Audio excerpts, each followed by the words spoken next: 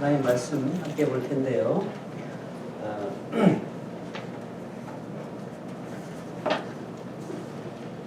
요한복음 16장 7절에서 15절까지 말씀 함께 교독하시겠습니다. 말씀 읽으실 때 다 일어나시는군요. 보기 좋습니다. 예. 자, 7절부터 교독하시겠습니다. 그러나 내가 너희에게 실상을 말하노니 내가 떠나가는 것이 너희에게 유익이라. 내가 떠나가지 아니하면 보혜사가 너희에게로 오시지 아니할 것이요 가면 내가 그를 너희에게로 보내리니 그가 와서 죄에 대하여 의에 대하여 심판에 대하여 세상을 책망하시리라. 죄에 대하여라 함은 그들이 나를 믿지 아니하며 의에 대하여 함은 내가 아버지께로 가니 너희가 다시 나를 보지 못하리라. 심판에 대하여라 함은 이 세상 임금이 심판을 받았습니다. 내가 아직도 너희에게 이르지 않았으나 지금은 너희가 감당하지 못하리라.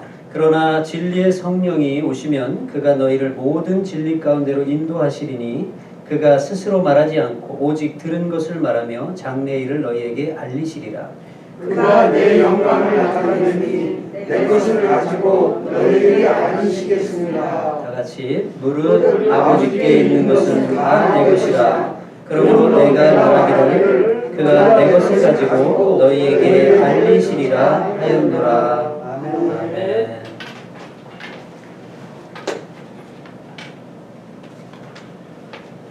오늘 본문에서 내가는 누구죠? 네, 내가를 다른 사람으로 착각하면 안 됩니다. 예수님이십니다. 예수님의 말씀이십니다. 네, 친히 직접 하신 말씀이시죠.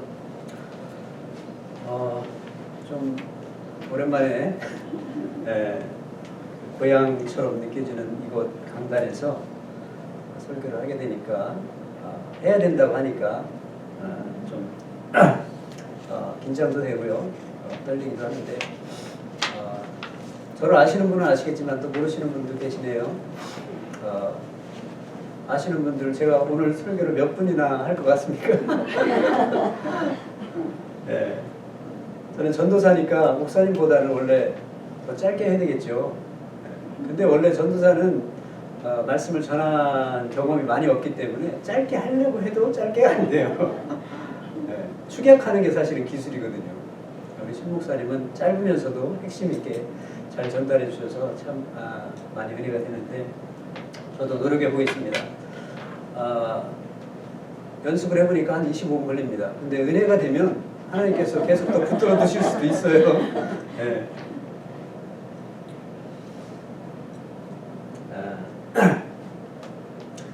이야기 하나를 하면서 설교를 시작해 보고자 합니다.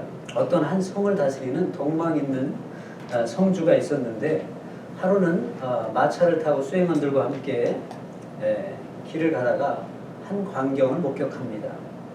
여러 사람들이 밭에서 일을 하는데 한 사람이 어떤 사람을 채찍으로 때리고 있는 것입니다. 그 성주가 가까이 다가가서 채찍을 든 사나이에게 묻습니다. 아니 무슨 일인데 그래 심하게 그 사람을 좀 때리시나요? 그 사나이가 대답합니다. 글쎄 이놈이 누군가에게 빚을 큰 빚을 지고 갚지 못해 종으로 팔려서 내가 사서 이놈을 일을 시키며 부리는데 어찌나 일도 못하고 말도 안 듣는지 이렇게 매를 대야 겨우 일을 합니다. 괜한 일에 신경 쓰지 마시고 가던 길이나 하시지요 나으리. 이렇게 대답을 합니다. 마음이 온화하고 자비로운 성주는 그 종을 불쌍히 여겨서 그 주인에게 묻습니다. 당신의 종이 얼마를 빚을 졌는지 모르지만 나한테 파시오. 내가 갚을 테니. 그 주인이 말합니다. 정 원하시면 팔긴 하겠지만 굳이 이런 쓸모없는 자에게 왜 당신의 재산을 허비하는지 모르겠네요. 그 성주는 상당한 값을 그 사람에게 주고 그 종을 사서 집으로 데려다가 씻기고 또 깨끗하고 멋진 옷을 입히고 자기 양자로 삼아 상속자가 되게 하였습니다. 뭐 결말은 해피엔딩이지만 영화에나 나올 법한 인생 역전 스토리죠. 성경에는 이와 유사하고 더 흥미진진한 이야기가 또 예화들이 가득합니다. 이 이야기에서 우리는 무엇을 배워야 할지 한번 생각해 보고자 합니다. 여러분께 한 가지 질문을 드려보겠습니다. 식상한 질문일 수도 있고 많이 들어보셨을 질문이 있을 텐데요. 여러분은 구원의 확신이 있으십니까? 예. 그냥 바로 시원하게 대답을 해주십니다. 만약 오늘이 이 세상에서의 마지막 날이라면 천국에 갈 확신이 있느냐 말입니다. 여러분들 모두가 다 믿음이 좋으시기 때문에 예, 확신이 있습니다 해주셨는데요. 또 어떤 분은 글쎄요, 저는 아직 믿음이 부족해서 잘 모르겠네요. 오직 하나님만이 아시겠지요 하실 분도 있을지 모르겠습니다. 그러나 이것은 분명히 해야 합니다. 성경은 또 분명히 말합니다. 요한일서 5장 13절에는 내가 하나님의 아들의 이름을 믿는 너희에게 이것을 쓰는 것은 너희로 하여금 너희에게 영생이 있음을 알게 하려 함이라. 알게 해주셨다는 겁니다. 알아야 된다는 겁니다. 내가 구원의 확신이 있고 또 천국 갈 확신이 없다면 뭔가 문제가 있다는 거죠. 그것을 점검하지 않으면 신앙생활 말짱 헛것입니다. 뭐 20년, 30년 죽을 때까지 평생 했는데 확신이 없다 그러면 그것은 어떻게 보면 엄청난 손해일 수도 있겠죠. 인생에. 그러나 때로 착각하는 사람들이 있습니다. 삶은 예수님 없이 살아가면서 입술로만 믿는다고 고백하는 자들도 있기 때문입니다. 이스라엘 사람들은 생각했어요. 그들은 택한 민족이라고 생각을 했고 택한 백성이라고 생각을 했기 때문에 아브라함의 자손으로서 구원은 당연히 따는 거라고 생각을 했습니다. 천국 가는 것은 그들은 당연하고 이방인들인 다른 나라 사람들은 다 지옥의 불쏘시개라고 생각을 했습니다. 그런데 성경은 그들 모두에게 구원이 있다고 말하지 않습니다. 마태복음 8장 11절로 12절은 예수님께서 이렇게 말씀하십니다. 또 너희에게 이르노니 동서로부터 많은 사람이 이르러 아브라함과 이삭과 야곱과 함께 천국에 앉으려니와 그 나라의 본 자손들은 바깥 어두운 데 쫓겨나 거기서 울며 이를 갈게 되리라. 경고의 말씀이죠. 혹시 여러분 중에 나는 이 교회를 열심히 다니고 예배도 빠지지 않고 또 열심히 봉사했으니 구원은 확실할 거야 라고 말한다면 다음 말씀의 거울 앞에 자신을 비춰보셔야 할 것입니다. 마태복음 7장 21절 나더러 주여 주여 하는 자마다 다 천국에 들어갈 것이 아니요 다만 하늘에 계신 내 아버지의 뜻대로 행하는 자라야 들어가리라. 이 구절 바로 전 구절들도 행위의 열매들로 나무가 좋은 나무인지 나쁜 나무인지를 알 수 있다고 합니다. 어떻게 보면 구원받은 것 같고 또 어떻게 보면 또 못 받은 것 같고 이거 큰일입니다. 믿음으로 구원 얻는 것은 확실히 맞습니다. 그러나 믿음의 행위를 통해 열매를 맺어야 그 믿음이 증명되는 것입니다. 신앙생활을 오래 했는데도 자신의 성품이 변하지 않고 있다거나 말씀을 따라 살려는 의지가 없다면 오늘 자신의 신앙의 출발선을 점검해 보시기 바랍니다. 출발선이 없는 결승선은 없습니다. 분명한 출발선이 있어야 피니시 라인도 분명해지는 것입니다. 만약 구원의 확신이 희미하다면 우리는 출발선 앞으로 나아가야 할 것입니다. 여러분은 이미 알고 계시고 확신하고 계시기 때문에 다시 한번 점검하는 차원에서 돌아보시기를 부탁드리고요. 또 기초를 또 무시하면 자만이 됩니다. 구원의 확신만큼은 감정에 따라 기분에 따라 흔들려서는 안 되는 것입니다. 혹시 아직 예수님을 구주로 영접하지 않으신 분이 계시다면 이번 기회에 신앙의 출발선 앞으로 구원 앞으로 가까이 나아가서 예수님을 영접하는 계기가 되었으면 좋겠습니다. 첫 번째 신앙의 출발선에는 내가 죄인이라는 확신이 필요합니다. 주보에 가로가 있죠?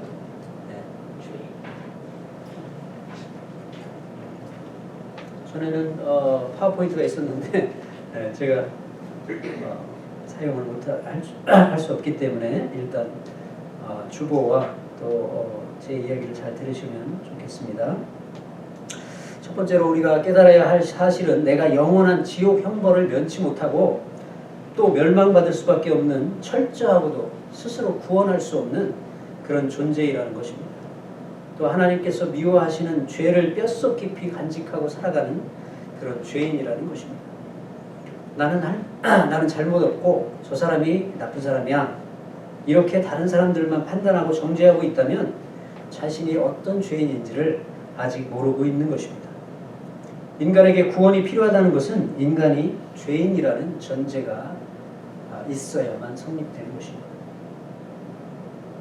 로마서 3장 10절로 12절은 이렇게 말씀합니다. 의인은 없나니 하나도 없으며 깨닫는 자도 없고 하나님을 찾는 자도 없고 다 치우쳐 함께 무익하게 되고 선을 행하는 자는 하나도 없도다. 성경은 모든 인류가 죄 가운데 출생한 죄인이라고 선포하고 있습니다. 성경은 최초 인간인 아담과 하와가 불순종으로 죄를 범함으로 온 인류가 죄 아래 놓이게 되었다고 말씀하고 있습니다. 로마서 5장 12절은 이렇게 말씀합니다. 그러므로 한 사람으로 말미암아 죄가 세상에 들어오고 죄로 말미암아 사망이 들어왔나니 이와 같이 모든 사람이 죄를 지었으므로 사망이 모든 사람에게 이르렀느니라. 그러므로 모든 인류는 죄인이며 구원이 필요한 존재인 것입니다. 제가 한 가지 예를 들어보겠습니다. 자, 바윗돌이 있습니다. 호수에다가 이걸 던지면 어떻게 되죠? 가라앉겠죠? 그러면 좀 바위보다는 좀 작은 큰 돌멩이를 던져봤습니다. 가라앉을까요? 뜰까요? 네, 가라앉죠. 조그만 조약돌을 던졌습니다. 네, 가라앉죠? 그러면 아주 작은 모래를 던져봤어요. 모래는 뜰까요? 네. 제가 왜 이 예화를 드릴까요? 죄는 크고 작은 것의 문제보다도 물론 크고 작은 것의 문제는 있겠죠. 그러나 그거보다 더 근본적인 문제는 죄 자체인 것입니다. 죄가 있느냐 없느냐. 나는 죄가 없을 거라고 생각하면서 정말 선하게 살았다 할지라도 모래할 만한 죄는 분명히 있습니다. 그러면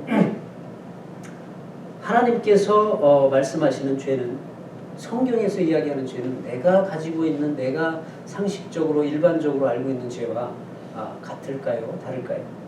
한번 성경이 말하는 죄에 대해서 한번 짚어보고 넘어가도록 하겠습니다. 성경에서 말하는 죄는 행동으로 나타난 죄만을 말하지 않습니다. 마음에 품은 죄를 포함한 뿌리 깊은 죄성을 말하고 있는 것입니다. 이는 더 근본적으로 인간이 피조물로서 창조주 하나님의 다스림을 받아야 하는데 중심에 하나님을 몰아내고 자신이 중심이 되어 살아가는 것을 뜻하는 것입니다. 이를 자기 중심성, 영어로는 I-centeredness라고 합니다. 영어로 죄가 뭐죠? 네, 일반적으로 sin을 많이 얘기하죠. sin의 철자가 뭐죠? 너무 쉬운 것을 여쭤봐서 죄송합니다. 네. 네. sin 철자의 제일 가운데 뭐가 있죠? 네. 내가 문제입니다.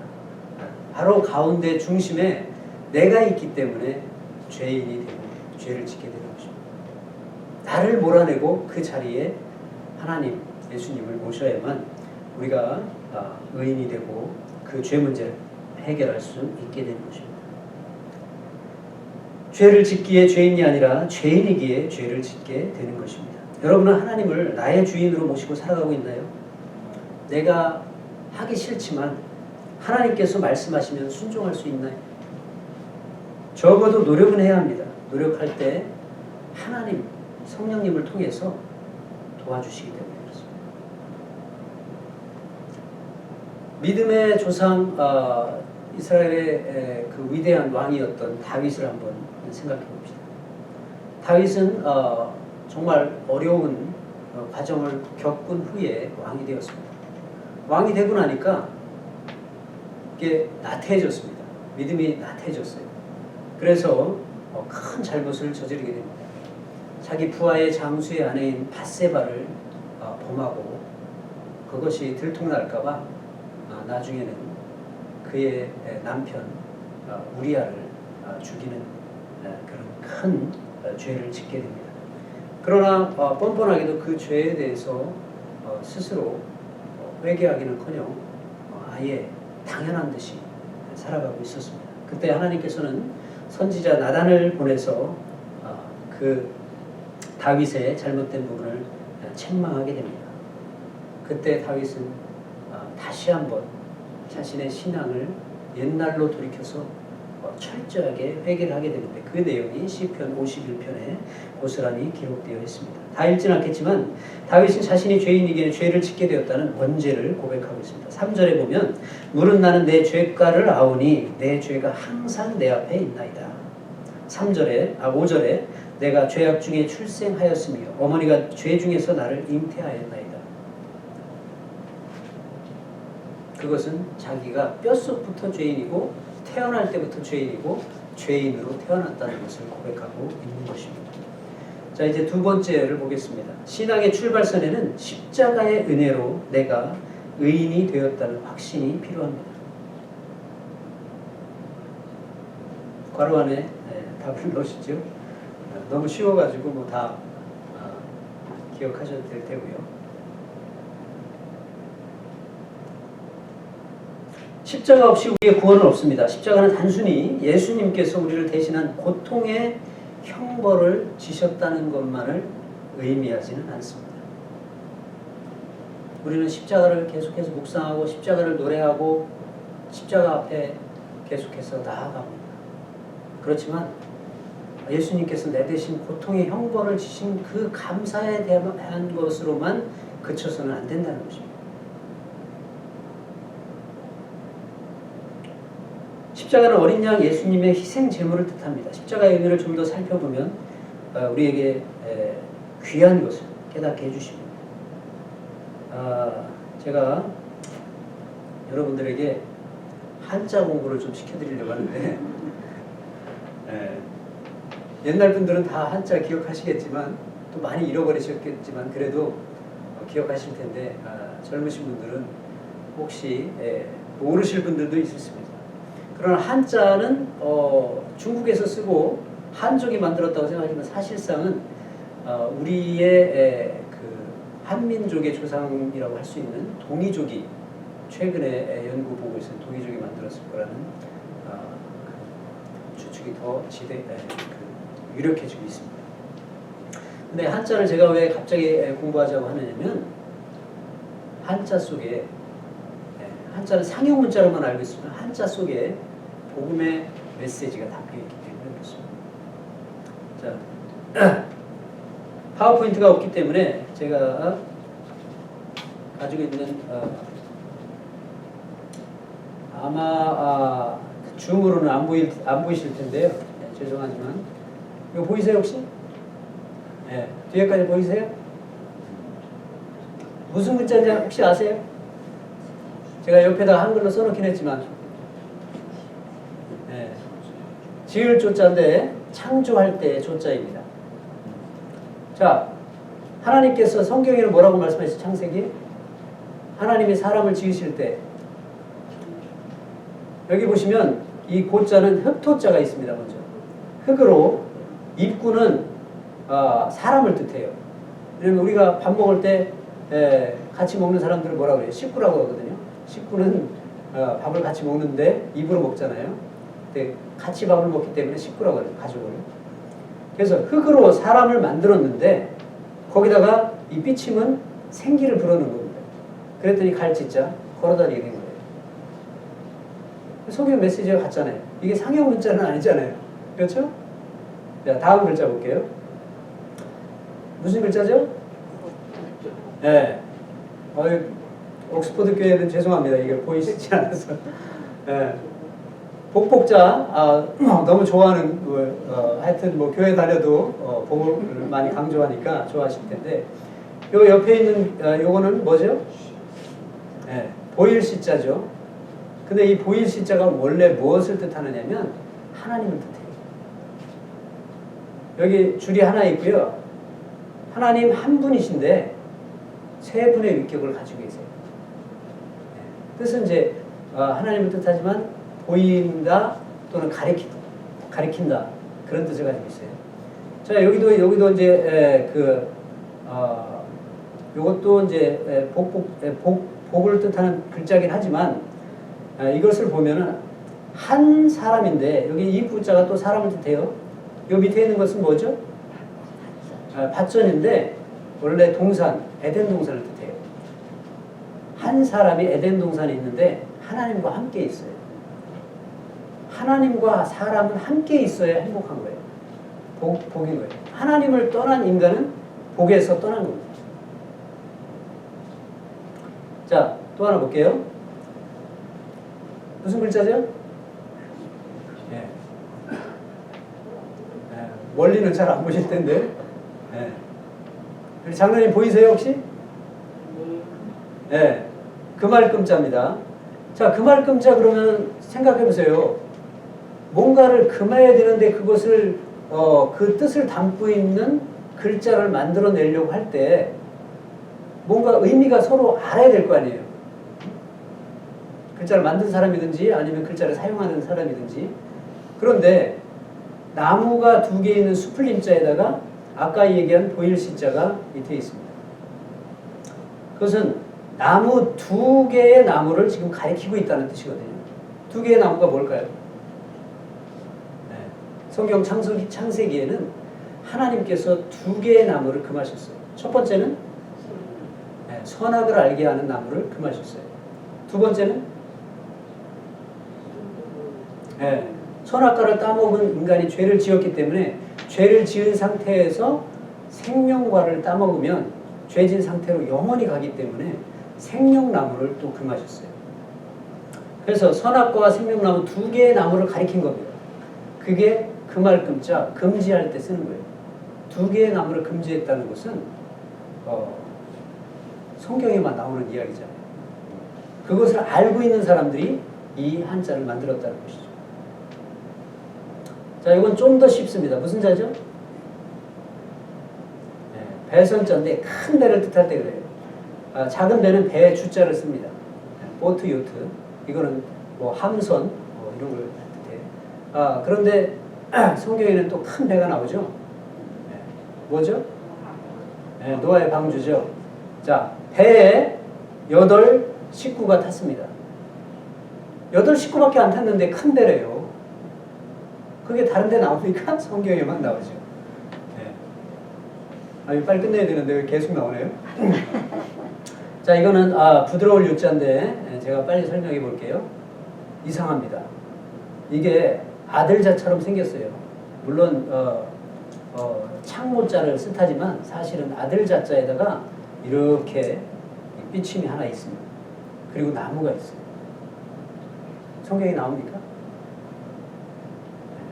아들을 나무 위에다 올려놓고 묶었어요. 누가 생각나시죠? 이삭이 생각나고 사실은 예수님의 예표였던 것입니다. 이 안에 복음이 담겨있는 거죠.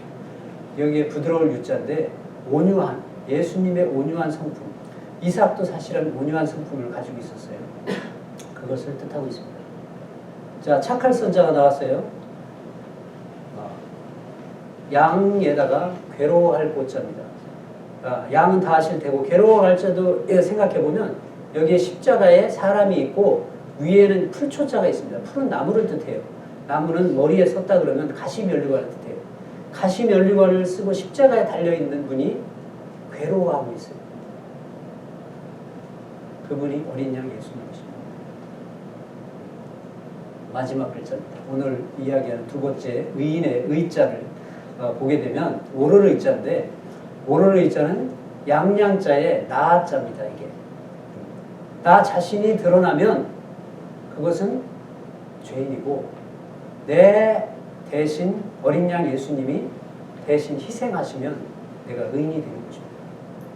그래서 오를 의자 그렇게 해서 만들어졌다는 것.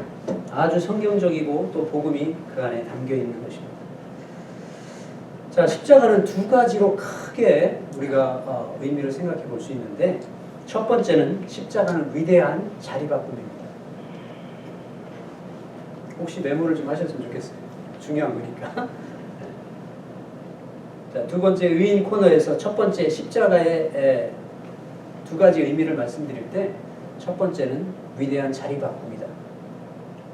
왜냐면 다 아셔도 누군가한테 설명을 할 때에는 사실상 어떻게 설명해요? 저도 신학까지 공부하고 뭐 수십 년 지금 신앙생활했어도 전달을 할 때에는 또 달라요. 내가 알고 있는 것과. 그래서 최대한 저도 배워가고 또 고민해가고 묵상해가면서 어떻게 그 복음을 제시하고 설명할 수 있을까 생각해 볼 때 이게 가장 좋다고 저도 배웠습니다. 하나님의 아들이 죄인인 나와 자리를 바꾸셨다는 것입니다. 내가 져야 할 죄의 형벌을 십자가를 예수님이 대신 지시고 내가 받아야 할 죄값을 대신 치러주신 그 대속의 사건을 이야기하는 것입니다. 여러분 다 알고 계시는 사실입니다. 나의 죄가 사라진 것은 아니지만 법적으로 누군가 그 죄를 대신 치러주시고 대속했기 때문에 대신 갚아주셨기 때문에 나는 법정에서 죄인으로서의 형벌을 면하게 됐다는 것입니다. 그래서 법적인 부분이기 때문에 guilty냐 innocent냐 죄가 있느냐 없느냐 이 구분을 했을 때 나는 죄가 없다 하고 innocent의 판결을 받게 됐다는 것입니다. 또한 자리 바꿈은 또 한 가지 단순히 나의 죄가 용서받은 것으로 그치지 않습니다. 예수님이 내 자리를 대신 치러주신 한편 나는 예수님의 자리로 간 겁니다. 예수님의 자리가 어떤 자리였죠? 하나님의 아들이셨어요. 하나님의 아들은 하나님 나라의 통치권, 하나님 나라를 다스릴 수 있는 그 권한을 상속받고 되게 되어 있어요. 근데 그것을 우리가 받았다는 거죠. 우리는 단순히 이 땅에서는 이제 괴롭게 살더라도 저 천국에 가면 그냥 편안하게 사는 그런 게 구원이 아닙니다. 하나님의 아들로서, 하나님의 양자로서 하나님의 나라를 통치할 수 있는 그것을 상속받게 되었다는 거죠. 놀라운 일 아닙니까? 그냥 단순한 신분의 변화가 아니고 우리가 하나님의 자리, 하나님의 아들의 자리로 옮겨졌다는 것을 뜻하는 것입니다. 둘째로 십자가는 위대한 출애굽을 뜻합니다. 이스라엘 백성에게 있어 출애굽은 이집트의 노예의 삶으로부터의 해방입니다. 그리고 이는 한 사람의 구원이 아닌 한 민족의 구원을 뜻하는 것입니다. 이와 같이 십자가는 사탄의 손아귀에서 죄의 종살이로부터 온 인류를 구원할 수 있는 놀라운 위대한 사건인 것입니다.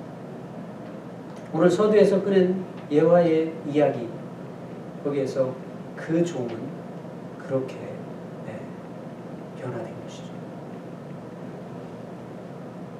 그러나 초청에 반응하는 자만이 해당되는 것입니다. 유월절을 지내고 인도자를 따라 탈출에 참여한 자, 그리고 홍해를 건넌 자에게만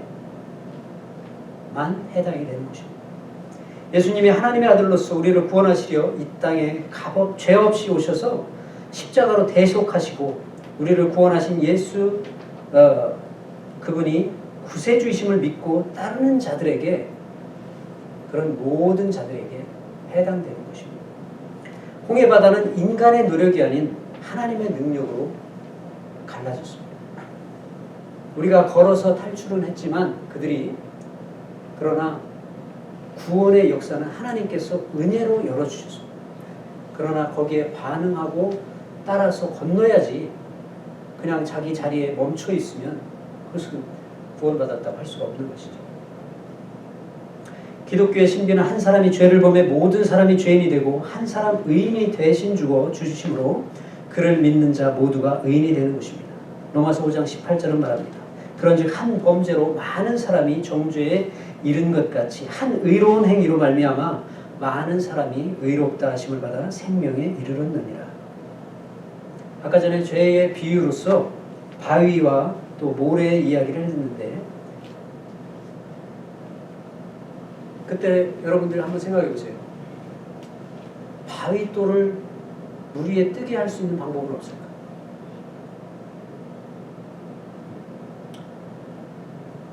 통나무는 어떻죠? 물에 뜨나요? 가라앉나요? 큰 통나무를 바위와 함께 묶었다고 생각해 보세요. 좀 뜰까요? 가라앉을까요? 네. 네. 거기에 맞는 통나무를 갖다 썼다면 당연히 뜰 것입니다. 뭐 통나무가 아니어도 됐습니다. 뭐 큰 배를, 요즘은 뭐 배 건조 기술이 뛰어나니까 어떠한 것도 실을 수 있는, 비행기도 수십 대 실을 수 있는 항공모함도 개발했고요. 그것은 우리가 아무리 큰 죄인이라 할지라도 죄가 없으신 물에 뜨실 수 있는 예수님과 붙어 있으면 우리는 살 수 있다는 것입니다. 우리의 신앙의 출발선에는 그렇게 예수님의 은혜의 십자가로 말미암아 의인이 되었다는 사실을 확신해야 하는 것입니다. 큰 세 번째, 신앙의 출발선에는 세상이 심판받게 된다는 말씀의 확신이 필요합니다. 자, 오늘 우리가 성경 본문 말씀에 예수님은 떠나가시고 그 다음에 누구를 보내신대요? 네, 보혜사 성령님, 진리의 성령님. 근데 예수님이 말씀하십니다. 예수님도 같이 계셔주면 너무나 좋겠죠. 제자들은 예수님이 떠나간다니까 얼마나 불안하겠어요. 그런데 떠나가셔야만 우리에게 유익이 된다는 거예요. 왜 그러셨을까요? 성령이 오셔야 하는 거예요. 예수님과 성령님 같이 사역하실 수도 있겠지만 예수님은 이 땅에 인간의 몸을 입고 오셨기 때문에 제한적이죠. 그 지역에만 계셔야 되고 그 시대에만 계셔야 돼요. 그러나 성령님은 어때요? 온 세상에, 온 인류에게 다 동시에 역사하시는 분이시고 온 시대 가운데 역사하시는 분이시기 때문에 예수님은 떠나가시는 것이 유익한 것입니다. 그래야 성령님이 오셔서 우리와 함께 하실 수 있으시니까요. 그래서 그분이 오셔서 무엇을 하신대요? 죄에 대해서 책망하고 의에 대해서 책망하고 심판에 대해서 책망을 하십니다. 여기서 책망한다는 것은 뭐 바로 우리가 이제 이해되는 것이 혼낸다고 이렇게만 생각이 되지만 사실은 깨우쳐 알게 하십니다. 우리가 죄에 대해서 죄를 거치지 않고 바로 의인이 되는 게 아니거든요. 미리 말씀드렸듯이. 그리고 의에 대해서 거기서 그치는 게 아닙니다. 심판이 있다는 것을 기억해야 되는 것입니다. 그걸 잃어버리면 우리가 이 땅에 살아갈 때 우리가 가야 할 페이스를 놓치게 됩니다. 그 목표와 도착점을 놓치게 되는 것입니다. 성경이 기록된 예언이며 그 성경 말씀은 앞으로 세상 끝에는 심판이 기다린다고 증언합니다. 성경이 하나님의 말씀이며 그 말씀과 예언은 반드시 성취된다는 것을 확신해야 합니다. 단순히 예수님 말씀을 선하게 살라는 도덕적이고 윤리적인 좋은 말씀이니까 인생 살아갈 때 참고만 하면 돼 라고 생각하시면 안 된다. 마지막 때 심판에 대한 성경 말씀 너무나도 제가 많이 찾아놨는데 다 하면 큰일 나니까 시간이 없으니까 짧게 몇 가지만 말씀드립니다. 히브리서 9장 27절은 말합니다. 한 번 죽는 것은 사람에게 정해진 것이요 그 후에는 심판이 있으리니. 또 로마서 14장 10절은 말합니다. 네가 어찌하여 네 형제를 비판하느냐 어찌하여 네 형제를 업신여기느냐 우리가 다 하나님의 심판대 앞에 서리라. 고린도후서 5장 10절은 말합니다. 이는 우리가 다 반드시 그리스도의 심판대 앞에 나타나게 되어 각각 선악간에 그 몸으로 행한 것을 따라 받으려 함이라. 요한복음 3장 18절은 말합니다. 저를 믿는 자는 심판을 받지 아니하는 것이요 믿지 아니하는 자는 하나님의 독생자의 이름을 믿지 아니하므로 벌써 심판을 받은 것이니라. 심판에 대한 메시지는 아주 준엄합니다. 하나님은 사랑의 하나님이시니까 어떻게 심판하시고 어떻게 지옥을 만들어서 사람을 보내실 수 있을까? 그렇게 생각하는 분들은 하나님에 대해서 일밖에 모르는 사람. 우리가 생각할 때도 세상에 죄를 짓는 사람들이 많이 있잖아요. 강도도 있고 살인자도 있고 그 겁탈하는 자도 있고 그런 자들을 그냥 내버려 둔다고 생각해 보세요. 그러면 그때는 어떻게 하시겠습니까? 그럼 하나님께 따질 거예요. 어떻게 저런 자를 그냥 내버려뒀냐고. 그렇죠. 하나님이 정말 인격을 갖추시고 우리와 우리를 이제 하나님의 형상과 모양으로 지으시고 우리가 인격을 가지고 있잖아요. 그런 것처럼 인격을 가지고 계시고 사랑을 하실 수 있는 분이고 그 다음에 정의를 가지신 분이다. 인간이 고유하게 가지고 있는 그런 속성들이 있잖아요. 하나님은 그걸 다 가지고 계시고 그보다 더 뛰어난 속성들을 가지고 계시는데 그런 가지고 계신 분이면 공의를 행해야 된다는 거죠. 사랑만 있는 것이 아니라. 오늘 본문 말씀은 우리가 구원의 출발선을 분명히 하고 출발했다면 결승선에 도달하도록 성령께서 도우시고 인도해 주신다는 말씀입니다. 성령님은 바람처럼 우리 눈에 보이지 않습니다. 그래서 성령님을 회방하거나 근심시켜서는 안 되는 것입니다. 성령은 내비게이션의 GPS와 비슷하게 성경이라는 지도 가운데 가야 할 곳으로 안전하게 안내해주는 그런 역할을 하고 계십니다. 사실상 오늘 본문에서도 뭐라고 말씀했어요? 성령님 스스로 알아서 야 이쪽으로 와 저쪽으로 와 이렇게 하시는 게 아니라 하나님의 말씀, 특히 예수님의 말씀, 예수님의 것을 가지고 내 것을 가지고 너희에게 알리겠다 이렇게 오늘 본문 말씀하고 계시듯이 예수님의 것을 가지고 하시는 거예요. 예수님의 것은 무엇입니까? 예수님이 말씀이 육신이 되어 이 땅에 오셨기 때문에 하나님의 말씀, 성경 말씀이 바로 예수님의 것입니다. 성경 말씀에 구원의 진리가 다 담겨있기 때문에 그 구원의 진리를 어떻게 가요? 왜냐면 그게 사실 성경 66권 너무 많잖아요. 읽으라고 그러면 막 부담돼서 못 읽고 그러는데 사실은 안 읽으면 큰일 나는 겁니다. 하나님의 사랑의 편지이고 어떻게 살아야 될지 영적인 영양분이 다 그 속에 담겨 있는데 영적인 영양분을 섭취하지 않고 내가 영적으로 살아가서 생명을 유지하겠다 하는 것과 같은 거지니까 읽어야 되는데 어떻게 읽고 어떻게 깨닫고 해야 되는지를 우리는 잘 못합니다. 왜냐하면 인간이기 때문에. 하나님의 말씀은 영이신 하나님의 그 오묘하시고 신비하시고 능력 있는 말씀이시기 때문에 하나님의 영이신 성령께서 깨닫게 해주시고 그래서 성령의 인도함을 반드시 받아야 돼요. 성령의 인도함을 받지 않는다는 것은 내가 길을 헤매고 있다는 것과 같습니다. 그래서 GPS처럼 내가 가야 할 곳을 인도해 주는데 어디로? 말씀 안에서 인도해 주시는 것입니다. 내가 혹시 길을 벗어나게 되면 다시 길을 찾아주시는 분입니다. 그만큼 성령은 우리를 계속해서 권면하고 이끌어 주십니다. 그러나 그분을 무시해버리면 그때부터 문제가 생긴다는 거예요. 오늘 본문의 성령은 죄에 대해서, 의에 대해서, 심판에 대해서 세상을 책망한다고 말씀드렸죠. 그것을 분명하게 기억을 해야 합니다. 자, 구원받은 자와 받지 않은 자의 구별은 어떻게 해야 할까요?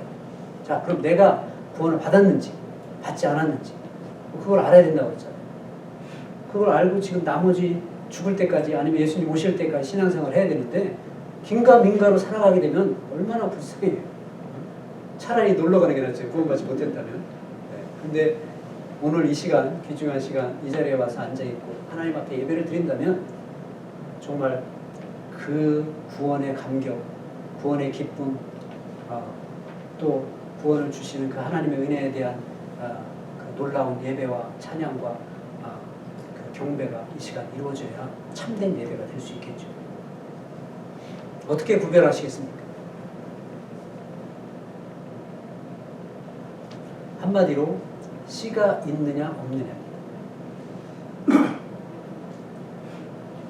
내 속에 내 영 안에 사실은 우리 인간의 죄를 지었을 때는 아담과 하와가 선악과를 따먹고 하나님의 말씀에 불순종했을 때는 하나님께서 이미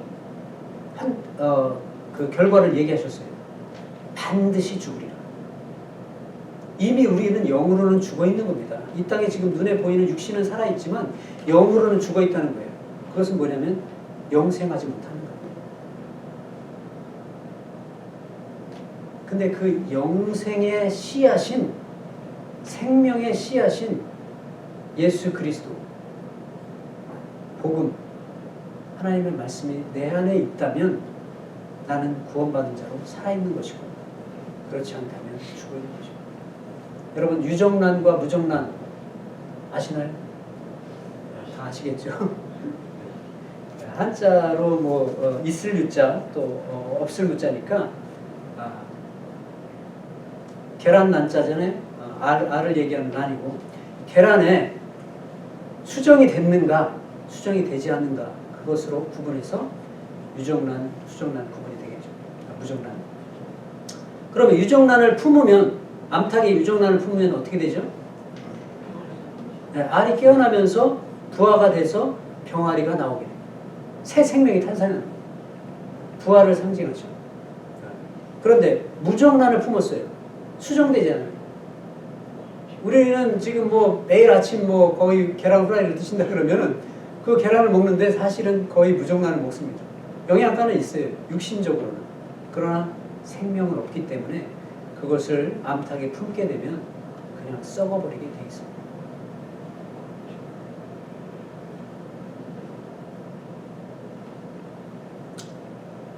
내 안에 예수 그리스도가 있으면 우리는 살아있는 것입니다.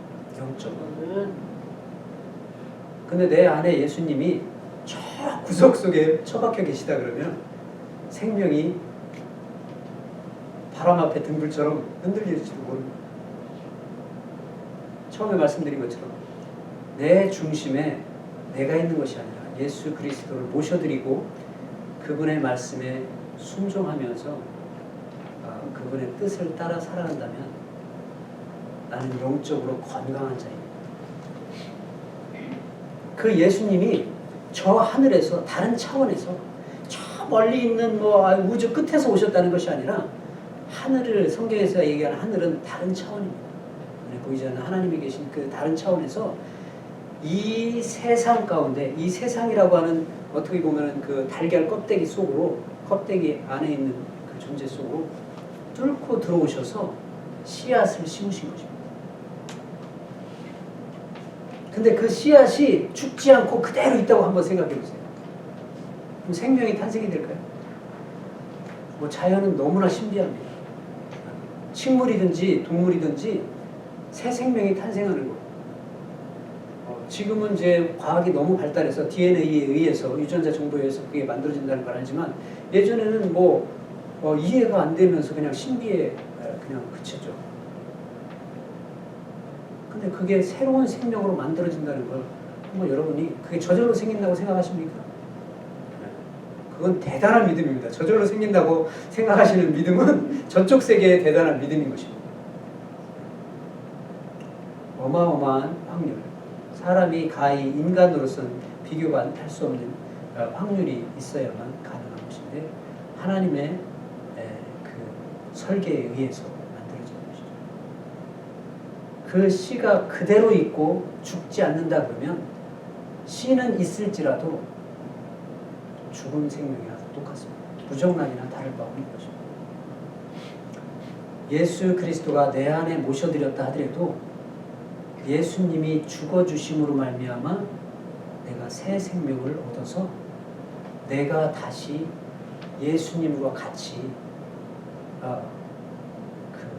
영적인 하나님의 아들과 같은 존재로 살아가게 되는 것입니다. 하늘의 밀이 땅에 떨어져 죽지 아니하면 하늘 그대로 있고 죽으면 많은 생명, 많은 열매를 맺게 된다. 그 말씀과도 일맥상통하는 것입니다. 여러분들 속에 예수 그리스도의 씨가 자라고 있습니까? 자라려면 양분이 필요하죠. 계란에도 병아리가 되려면 양분이 계속 공급돼야 되겠죠. 그거는 이미 들어있는 그 계란의 모든 흰자, 노른자 그것이 되겠죠. 우리 인간에게도 예수 그리스도의 복음의 씨앗이 심겨지면 그것이 자라려면 양분이 필요합니다. 그것은 말씀인 거죠. 그래서 그 말씀을 꾸준히 평생토록 가까이 하면서 성령의 인도하심에 따라 우리가 말씀을 먹고 그 씨앗을 틔어서 자라게 한다면 우리의 영적인 생명이 건강하게 자라서 하나님 앞에 열매로 드려지게 될 것입니다. 혹시 지금까지 예수님을 믿지 않았다면 마가복음 1장 15절 말씀, 때가 찼고 하나님의 나라가 가까이 왔으니 회개하고 복음을 믿으라. 오늘 주신 말씀 기억하면서 내가 철저하게 내 중심으로 살았던 하나님 앞에서의 죄인이라는 고백과 회개하고 주님 앞에 돌아서겠다는 그런 고백이 있으면 하나님께서 당신을 또 당신의 아들을 당신의 여러분들의 심령 속에 심으셔서 그 씨앗이 자람으로 말미암아 영원한 생명을 얻게 하실 줄로 믿습니다. 과거는 죄인이었고 현재는 내가 의인으로 살아갑니다. 그러나 나머지 미래에는 하나님의 심판이 기다리고 있습니다. 그 심판을 면제받을 수 있는 자는 오직 내 안에 영생할 수 있도록 하는 예수님의 씨앗이 심겨져 있어야 되고 그것을 성령께서 인쳐 주셔야 됩니다. 성령께서 그 도장 찍어 인쳐 주셔야 되는 것입니다.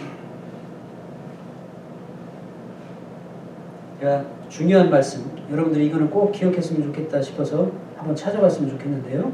요한일서 5장 12절 말씀.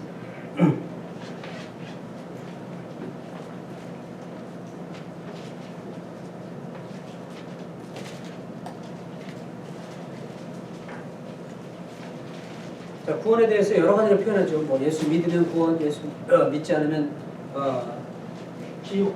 네, 불신 지옥 뭐 이런 식으로 얘기하지만 이것이 그 성경에서 이야기하는 정확한 답이라고 생각이 됩니다. 요한일서 5장 12절 한번 다 같이 한번 읽어보시겠습니다. 시작. 아들이 있는 자에게는 생명이 있고 하나님의 아들이 없는 자에게는 생명이 없느니라. 여러분들 속에 모든 분들 속에 하나님의 아들 예수 그리스도가 담겨 있어서 생명이 있는 자로 살아가시길 예수 그리스도의 이름으로 축복합니다. 잠시 기도하시겠습니다. 하나님 아버지, 말씀을 통해 우리 신앙의 출발선을 다시 한번 점검하게 하시니 감사합니다.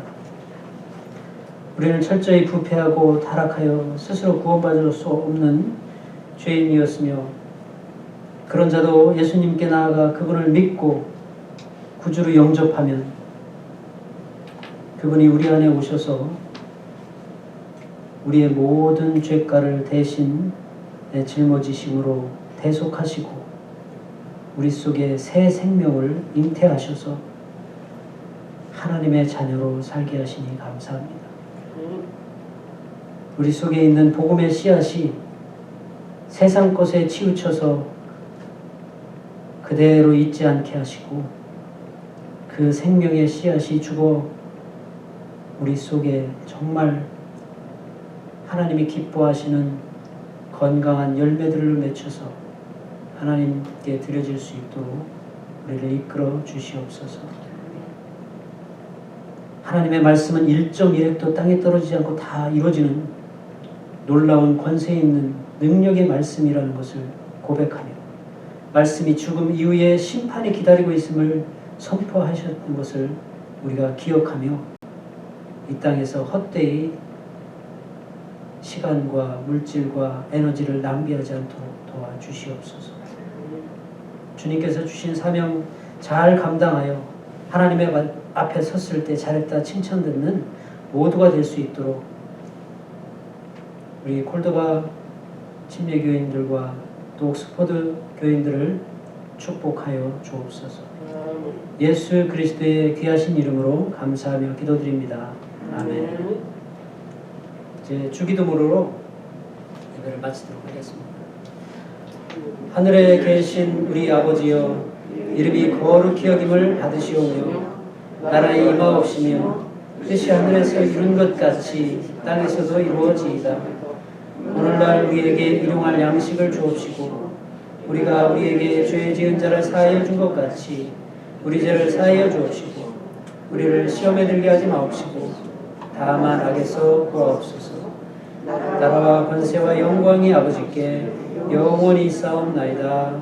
아멘.